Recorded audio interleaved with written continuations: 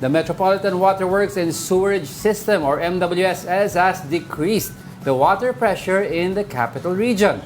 Now, this is because of the continuous decrease of the water level in Angat Dam and amid the El Nino phenomenon. The water level in Metro Manila's main source of water has decreased to 196.50 meters. MWSS said they reduced the water pressure in Metro Manila homes at night. This is to ensure we will have enough water supply in case the water level in Angat Dam hits minimum operating level at 180 meters. Ayan. Kumustahin po natin ang kalagayan sa dam at sa ating water supply. Makakausap natin si Mobile Journal Francis Orcio live mula sa Caloocan tungkol dito. Francis, naasahan ba natin na papalo na sa critical level ng 180 meters ang water level sa Angat Dam within the next few weeks? Okay. Yes, Angelo, so far ay hindi pa naman natin nakikita yung pagbaba or pagsadsad nitong Angat Dam into 180 meters in the following weeks kasi according sa forecast ng Pag-asa, by the end of this month, this April, ay nasa 179 meters or 189 meters yung nakikita nilang pagbaba ng level ng nitong Angat Dam. But in the coming months, by May and June, posible nga na umabot dito sa critical level or doon sa minimum operating level na 180 meters. Ngayon, last week kasi, Francis, medyo kumulimlim yung panahon pero hindi natuloy yung pag-ulan no, na inaasahan na sana umulan nga nung araw na yon. Pero ang Pag-asa ba ay meron silang fino-forecast any chances of rain next month or actually this week na rin that could help increase the water level in Angat Dam? Angela, over the week, yung inaasahan nating forecast for the weather ay magiging dominant pa rin kasi yung easterlies. But again, dahil hindi lang mainit at maalinsangang hangin yung dala nitong easterlies, possible yung mga isolated rain showers, especially sa may eastern section ng Visayas, particularly sa may Bicol region or dito sa may bandang Samar provinces. And sa mga susunod na buwan naman, habang dumadaan tayo dito sa neutral condition ng El Nino, possible na rin or hindi naalis ng Pag-asa yung possibility na pwede nang mag-start din yung onset ng rainy season. But again, kinlarify din ng Pag-asa na pwedeng ma-delay din ito dahil nga ongoing pa rin yung epekto ng El Nino. With all the Francis, with all the forecasts in place na ginawa ng Pag-asa, may possibility ba na yung supply natin sa Metro Manila, at least sa Metro Manila, magdi-decrease next few weeks?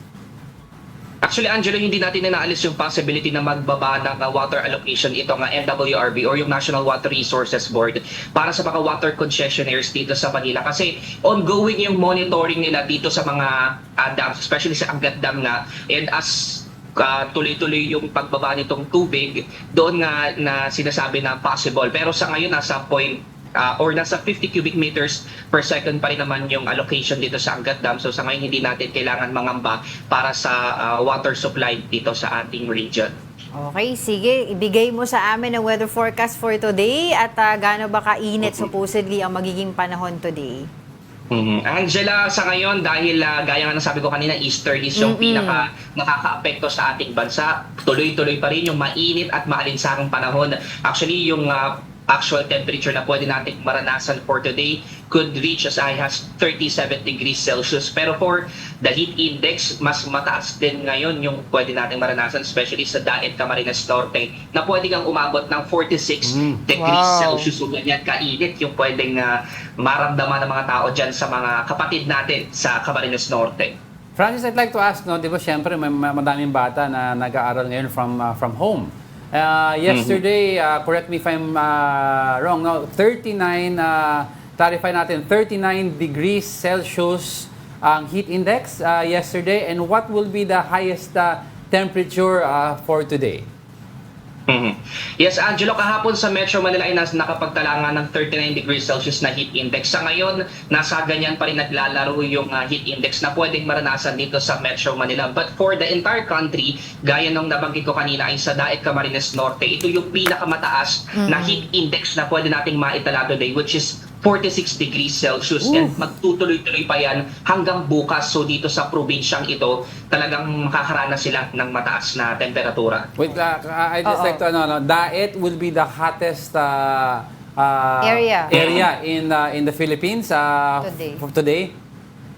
Yes, Angela, according sa forecast ng PAGASA yan. Also, sana anong ba mga advice mabigay natin sa kanila, ano? Oo, kaya kailangan, Oo. siguro tanungin natin kung saan ba po pwede pumunta yung mga kababayan natin ngayon na medyo meron pa rin mga ibang magbabakasyon or Oo. makasaglit man lang out of Saan ba town. malamig, Francis? Saan ba malamig ngayon?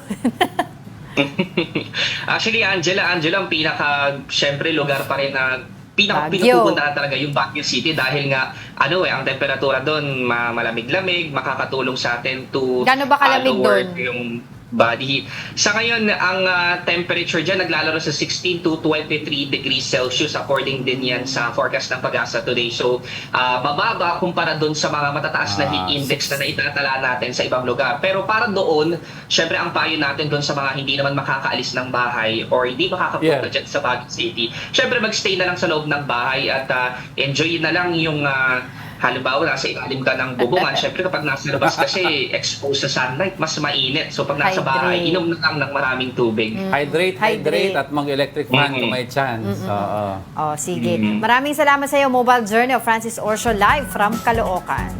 Ako, napaka-dali for us to say na mag-hydrate, magpalamig, magstay sa bahay. Pero tulad nga na nabanggit ko sa iyo kanina, ako iniisip ko lagi yung mga kababayan natin Kawawa naman. sa kalsada lang nakatira, 'di ba? Na talagang naghahanap lang ng, alam mo 'yon, ng masuisilungan na ngayon napakainit, saan sila sisilong. So pag nakita niyo sila, siguro bigyan niyo ng tubig.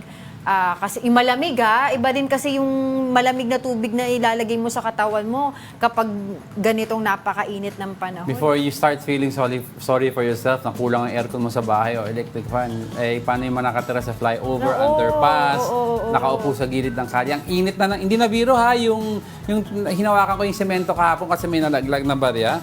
Ang init ng kalye.